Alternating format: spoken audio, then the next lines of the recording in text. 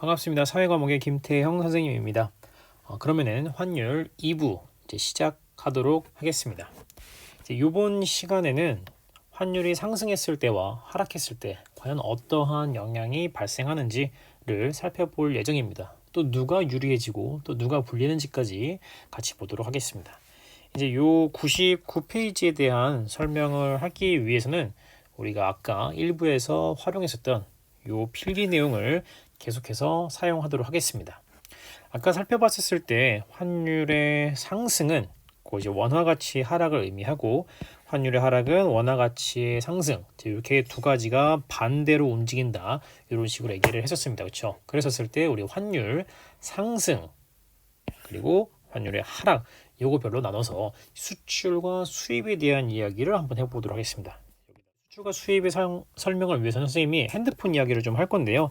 핸드폰 먼저 갤럭시, 우리나라의 갤럭시 핸드폰을 1000원이라고 가정을 하고요. 아이폰은 1달러라고 한번 가정해 보도록 하겠습니다. 그냥 행복한 세상이죠. 어쨌든 간에 우리나라가 갤럭시를 수출하는 상황 먼저 얘기해 보도록 하겠습니다.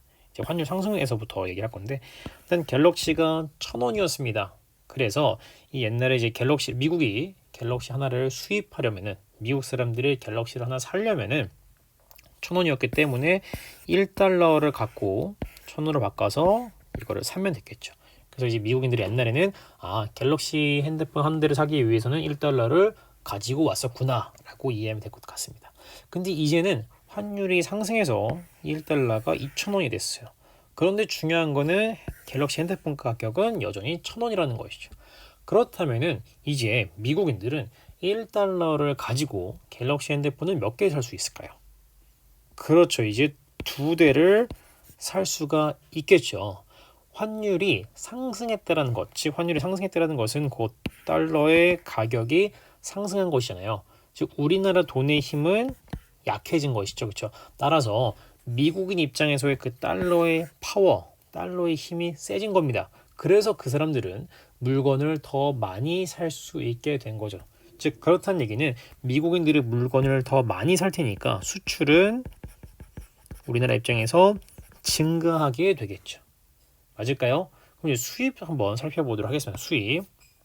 이제 우리나라가 아이폰을 수입할 겁니다.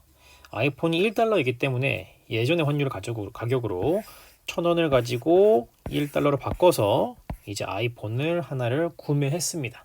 예전엔 그래서 아이폰 하나를 살 때는 1000원이 필요했습니다. 그런데 이제 환율이 달라졌어요. 달라졌습니다. 이렇게 아이폰은 여전히 1달러인데 그 1달러를 얻기 위해서는 우리가 이제는 2,000원이 필요해진 거라는 것이죠. 그리고 예전에는 1,000원 가지고 살 수 있었거든요.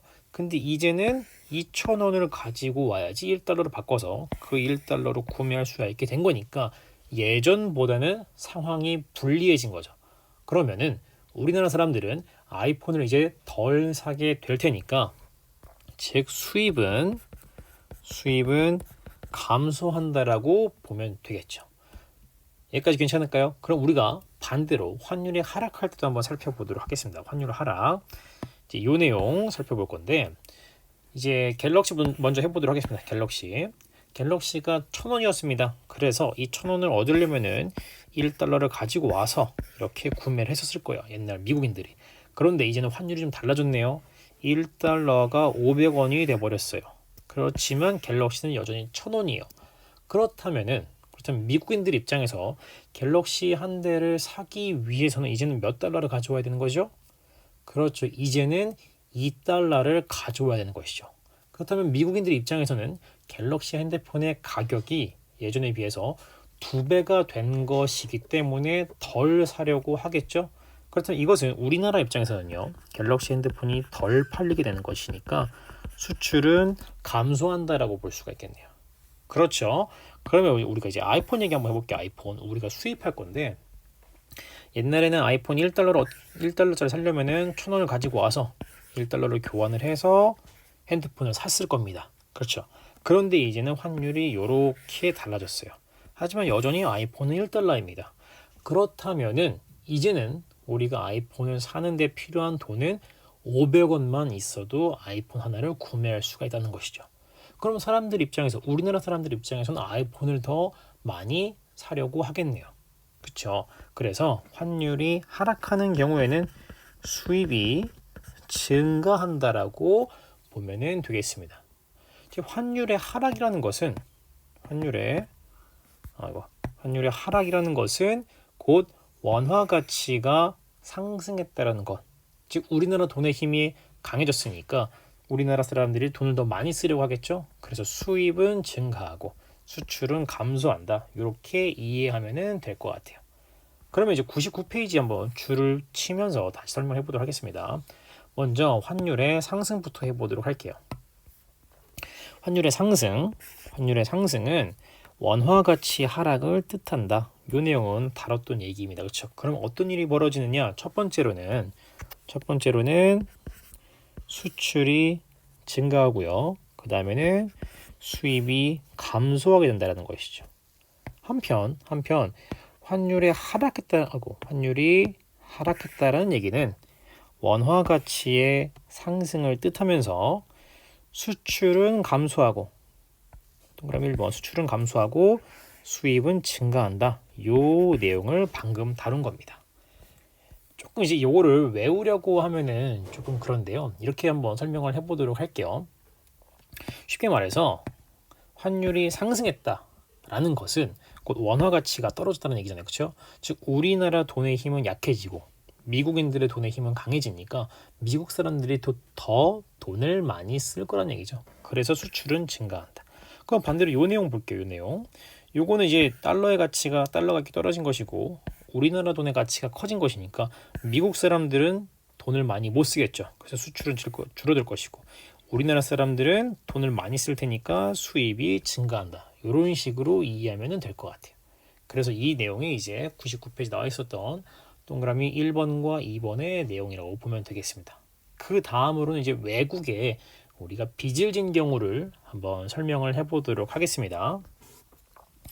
여기다 표시를 좀 달리해서 외국에 빚을 폈는데 빚이 얼마냐? 빚을 우리가 이제 1달러라고 한번 가정을 해볼게요. 외국에 우리가 이제 빚을 졌어요. 1달러를 빌린 겁니다. 그랬었는데 맨 처음에 요거를 빌릴 당시에는 1달러가 1,000원이었습니다. 그런데 이제 돈을 빌리고 나서 살다 보니 어느 날 미국이 우리나라 보고 돈을 갚으라고 하네요. 그렇죠? 그런데 하필 환율이 그때 1달러에 2,000원이었던 시기입니다. 그러면은 빚을 갚을 상황이 예전에 비해서 불리해진 상황이라고 보면 되겠네요. 그렇죠? 즉 환율이 상승하게 되면은 외국에 빚을 갚는 부담이 증가하게 된다라는 얘기인 것이죠. 반대로 환율이 하락하는 경우 한번 살펴볼게요. 환율이 하락하는 경우 똑같이 1달러를 빌렸는데 이제는 환율이 하락해가지고 1달러가 500원밖에 안 하게 됐네요. 그럼 우리가 빌릴 당시에는 1,000원이었지만 이제 갚을 시기에는 500원만 지불하면 된다는 것이죠. 즉 이렇다면 우리한테는 돈을 갚는 부담이 덜한 거겠죠. 따라서 환율이 하락하면 외국의 빚을 갚는 부담이 줄어든다라고 볼 수가 있겠습니다. 그 내용 99페이지 교과서 내용 살펴보도록 하겠습니다. 파란 색깔로 환율의 상승 다시 볼게요. 환율의 상승 보면은 외국 돈으로 빚을 진 경우에는 갚아야 할 빚이 늘어난 상황이 발생한다. 이걸 동그라미 4번이라고 하고요. 반대로 환율이 하락했을 경우에는 외화로 빚을 진 경우에는 갚아야 할 빚이 줄어드는 그러한 효과를 가져온다라고 보면 되겠습니다. 이제 여기까지가 우리가 등교 기간에 수업했던 내용이죠, 그렇죠? 그리고 이제는 수업하지 않았었던 세 번째 내용을 다뤄보도록 하겠습니다. 네, 이제 세 번째 내용에 대한 부분을 다뤄볼 예정입니다. 이제 보면은 원자재 가격이 올라서 국내 물가 상승할 수 있다. 이런 내용이 나와 있습니다.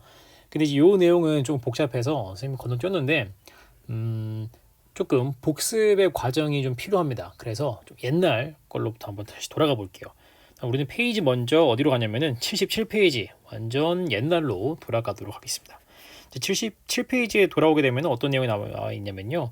공급의 변화에 영향을 미치는 요인들이 무엇이 있는가 라고 했었을 때 이런 것들이 있다라고 배웠어요. 근데 그 중에 우리는 첫 번째 이 내용에 대해서 한번 살펴보도록 하겠습니다. 이제 생산 요소의 가격 변화 이렇게 나와 있고 원자재에 대한 내용 이렇게 나와 있습니다. 원자재. 만약에 생산 요소라는 것이 만약에 우리가 어떤 핸드폰을 만든다라고 했을 때 거기에 들어가는 부품이 있겠죠. 뭐 그런 거의 부품을 우리는 원자재라고 하는데 보겠습니다. 그럼 원자재 즉 생산 요소의 가격이 하락하면 그러지 부품값이 떨어졌다는 얘기겠죠. 그러면 우리는 동일한 생산 비용으로 더 많은 상품을 생산할 수 있기 때문에 공급을 늘릴 것이다라고 되어 있어요. 즉 어떤 생산 요소 부품들의 비용이 저렴해지면은 공급을 늘릴 것이다라는 얘기입니다. 그렇다면 반대로 생산 요소 가격이 상승하면 어떠한 부품 즉 원자재 값들의 가격이 상승하게 되면은 공급자는 생산을 통해서 얻을 수 있는 이익이 줄어들기 때문에 공급을 줄일 것이다 이렇게 나와 있어요. 즉 여기서 하고 싶은 얘기는 뭐냐, 원자재의 가격이 올라가게 되면은 공급이 감소한다라는 내용이 나와 있습니다. 즉 공급이 감소하게 되면은 그래프가 이렇게 그려지면서 가격이 올라가는 효과가 발생하거든요. 근데 일단 여기까지는 기억해 둘 건 뭐냐, 생산 요소가 증가하면은 공급이 감소하는구나 라고 이해하면 될 것 같아요. 여기가 이제 77페이지에 대한 내용이었고 이걸 통해서 우리가 이제 다음 페이지는 어디냐면은 89페이지로 넘어가도록 하겠습니다. 89페이지는 물가랑 관련된 단원인데요. 여기 한번 다시 보도록 할게요. 한번 설명을 하기는 했었는데 또 한번 복습 청해서 같이 보도록 하겠습니다. 여기 보면은 국내외 원자재 가격이 상승하면이라고 나와 있어요. 아까랑 똑같은 얘기죠. 원자재 가격이 상승했다는 얘기는 생산 요소, 생산 비용이 많이 든다는 얘기잖아요. 그렇죠? 그러면은 공급이 감소할 거라는 얘기죠. 그러면은 우리가 어떠한 그림을 볼 수 있냐면은 이 그림을 볼 수가 있어요. 이제 이게 무슨 그림에는 총 수요, 총 공급과 관련된 물가랑 관련된 그래프거든요. 즉 원자재 가격이 상승했네요. 그 생산 요소가 비싸졌습니다. 그러면은 모든 시장에서의 그런 가격이 비싸지다 보면은 부품의 가격이 비싸지다 보면은 그 나라의 전체 총 공급이 감소하는 일이 벌어집니다. 그럼 어떤 일이 벌어지냐? 원래 물가가 이만큼이었었는데 이제는 물가 올라서 요만큼으로 상승하게 된다는 얘기예요. 즉 원자재 가격이 오르게 되면은 전체 시장의 공급이 감소해서 물가가 상승한다. 이게 과거의 내용이었어요. 그럼 우리는 무슨 포인트냐? 그러면은 원자재 가격이 상승하면은 생산 요소 비용이 증가하니까 공급이 감소하는구나. 그래서 물가가 상승하는구나. 여기까지는 배웠어요. 그렇다면은 도대체 어느 상황에서 원자재 가격이 오르느냐? 그걸 오늘 배워보도록 할 겁니다. 그것을 오늘 이제 삭제하는 걸로 하고요. 그렇다면 오늘 페이지 이제 99페이지로 넘어가도록 하겠습니다. 99페이지 보면은 이렇게 나와 있네요. 환율이 상승합니다. 환율이 상승해요. 그러면은 수입 원자재 가격이 오른다는 것이. 원자재 뭐가 있느냐? 구리, 철, 석유 이런 것들이 가격이 올라갈 거라는 거죠. 환율이 상승하게 되면은. 근데 이런 것들은 가격이 상승해도 살 수밖에 없어요. 워낙 필요한 제품이다 보니까. 그래서 환율이 상승하게 되면은 이러한 원자재 가격들이 상승할 것이고, 그러면은 어떻게 돼요? 생산 요소 비용이 증가하니까 공급이 감소하겠죠. 공급이 감소해서 물가는 결국 상승하게 된다. 이러한 내용이에요. 조금 어렵죠. 그래서 이 부분은 좀 길게 한번 줄 쳐보도록 하겠습니다. 수입 원자재 가격이 올라서 국내 물가가 상승할 수 있다가 이제 세 번째 요인이라고 보면 되겠고요. 반대로 이제 환율이 하락했었을 때도 볼게요. 환율이 하락했었을 때는 수입 원자재 가격은 하락하겠죠. 그렇게 되면은 이제 국내 물가 안정에 도움이 될 거다. 이런 내용이라고 보면 될 것 같습니다. 이거는 이제 등교 기간에 다루지 않았던 내용이기 때문에 한 번 더 복습하면 될 것 같고요. 이 내용 같은 경우에는 되게 3번 동그라미 3번 같은 경우에는 되게 여러 단원에 걸쳐 있는 부분이어서 좀 복습이 좀 필요한 부분이라고 보면 되겠습니다. 어쨌든 이렇게 해서 환율이 변하게 되면 우리 생활에 다양한 영향을 준다. 이렇게 배울 수가 있겠습니다. 그렇다면 마지막으로 아래 그림 6개 한번 설명을 하고 문제를 풀고 환율 단원을 마무리하도록 하겠습니다. 일단은 이제 환율 상승에 웃고 우는 사람들 되어 있는데 문제를 풀 때 하나의 팁을 주자면요. 환율 상승 이런 말 써 있으면은 그냥 원화 가치가 하락했다. 이런 말 같이 써주면서 문제를 풀면 훨씬 좋을 것 같아요. 보면 여기는 이제 수출 수입에 대한 내용인데 요거는 우리가 다뤘기 때문에 스킵 패스하도록 하겠습니다. 넘어가고요. 여기서부터 한번 해보도록 하겠습니다. 이제 외국에서 활동하는 우리나라 선수가 라고 나와 있는데 예를 들어서 손흥민 선수를 이야기해 보도록 하겠습니다. 물론 이렇게 얘기하면 안 되지만 이러면 안 되지만 손흥민 선수의 1년 연봉을 수업 때문에 1년 연봉을 1달러로 가정을 해보도록 하겠습니다. 그렇게 된다면은 나중에 그 손흥민 선수는 받은 1년 연봉 1달러를 한국으로 가져와서 환전을 할 텐데요. 손흥민 선수 입장에서는 1달러가 2,000원일 때 환전하는 게 좋을까요? 아니면 500원일 때 환전하는 게 좋을까요? 그렇죠. 당연히 2,000원일 때 환전하는 것이 좋기 때문에 환율이 상승할 때 이렇게 웃게 되는 것이죠. 유리해진다라고 보면 되겠습니다. 다음으로 이제 우리나라로 여행을 오는 외국인 입장에서는 처음에는 1달러로 이제 1,000원 받았었어요. 1달러가 1,000원 받았었는데 이제 환율이 상승함에 따라서 이제 2,000원을 받게 되는 것이죠. 즉 그러면은 1달러로 쓸 수 있는 돈이 더 많아지기 때문에 환율이 상승하게 되면은 더 많이 여행을 오게 되겠죠. 그렇죠? 그래서 환율이 상승하면은 이렇게 웃게 되는 거라고 보면 되겠고요. 반대로 해외 여행을 가는 경우에는 이제 1달러를 줬었을 때 1달러를 얻기 위해서 우리가 더 많은 비용을 지불해야 되기 때문에 이건 좀 불리해지는 경우라고 볼 수가 있겠죠. 마찬가지로 해외 등록금을 보내야 되는 경우로 또 마찬가지로 환율이 상승하게 되면은 그에 따라서 등록금의 가격은 1달러로 똑같았겠지만 1달러에 대해서 지불해야 되는 금액이 늘어남에 따라서 더 불리해지기 마련이라는 것이죠. 그래서 이 두 사람들 같은 경우에는 상황이 좋지 않다. 이렇게 이해하면 될 것 같아요. 이제 빠르게 이해가 안 되는 친구들은 영상을 잠깐 멈추고 천천히 생각하면 좋을 것 같습니다. 그래서 이제 아래 답만 빠르게 맞추면은 아래 답을 한번 맞춰보도록 하겠습니다. 여기는 간단하게 그냥 요거는 O, 이건 X라고 보면 될 것 같고요. 그 다음에 여기 두 번째 문제 보도록 하겠습니다. 외환의 수요 발생용이라고 되어 있는데 수요라는 말이 나와 있으니까 여기도 편하게 out이랑 관련해서 문제를 풀어주면 될 것 같아요. 그래서 쓸 때 돈이 바깥으로 빠져나가게 되는 out에 해당하는 것을 찾아주면은 니은과 디귿이 되겠습니다. 해외 투자하게 되면은 밖에다 투자하는 것이니까 돈이 빠져나갈 것이고 우리가 수입을 하게 되면은 바깥으로 돈을 줘야겠죠. 그래서 돈이 빠져나간다. 그래서 수요 발생 요인으로는 니은과 디귿을 골라주면 되겠습니다. 이제 마지막 100페이지 와서요. 답을 선생님이 적어놨는데 같이 보도록 하겠습니다. 이제 국내 총생산에 대한 이야기인데요. 이제 GDP에서는 여기 들어갈 말은 최종 생산물의 가치. 선생님이 이제 국내 총생산 여기 의미를 외워달라고 했었죠. 그래서 이거를 꼭 외웠으면 좋겠고 두 번째로는 이제 한 나라의 재화와 서비스의 총 생산량이 늘어나는 것은 우리는 경제 성장이라고 합니다. 그 다음에 일할 능력과 의사가 있는데도 일자리를 구하지 못하는 상태는 우리는 실업이라고 했었고요. 국가 간 왜 이렇게 국제 거래를 하느냐라고 한다면은 서로 국가별로 생산 비용의 차이가 발생하기 때문이고요. 마지막 자국 화폐 외국 화폐의 교환 비율을 우리는 환율이라고 한다고 배웠습니다.